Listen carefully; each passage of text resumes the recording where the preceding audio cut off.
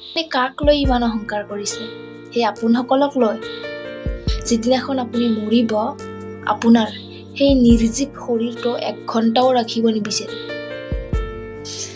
কাৰণ আপুনি তেওঁৰ মাত্ৰ প্ৰয়োজন আছিল।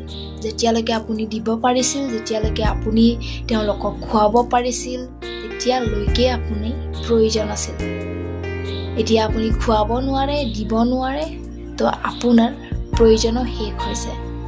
গতিকে আপোনাক 1 ঘণ্টাও ঘৰত ৰাখিব নিবিচাৰে।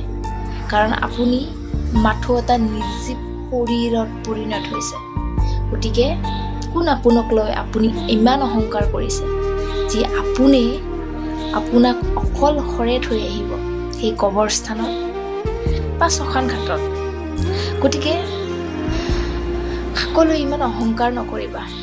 কাৰণ এই পৃথিৱীখন টকাত চলে, টকাত। আপোনাৰ মোহত নচলে।